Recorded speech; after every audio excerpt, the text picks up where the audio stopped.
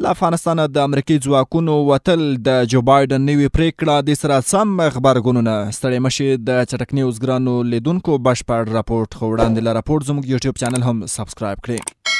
امریکایي چارواکي زیاتوي واشنگټن له پوځي حضور پرته کولی شي په افغانستان کې د امریکا متحده ایالاتو پر وړاندې د تروریستي ګواښونو مخه ونیسي.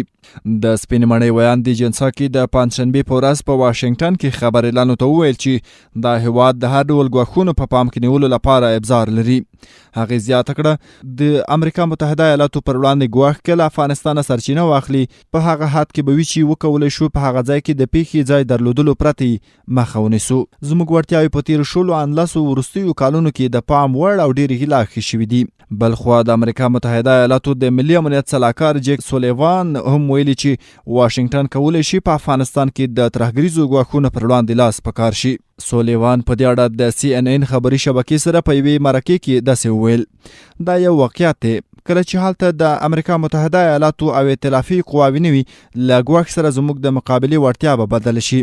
خو باور لرو چې سیمه کې زموږ وضعیت په هغه سطحه کې پاتې کیږي چې وکولی شو په افغانستان کې د ترهګرۍ ګواښ وځپو. سولیوان زیاته کړه چې واشنګټن په افغانستان کې د ښځو او نجونو ملاتړ ته دوام ورکوي او د ده په وینا طالبانو ته پیغام واضح دی. دی وایي موږ نیت لرو د بشري او اقتصادي مرستو له لارې د افغان ښځو او نجونو ملاتړ وکړو او طالبانو ته یو ښکاره پیغام ورکړو چې که نه غواړي له نړۍ بیل واوسي او د نړیوالې ټولنې لخوا محکوم او یوازې شي، نو د تیرو 10 کلونو پرمختګونه او لاسته راوړنې به شاته نه کړي.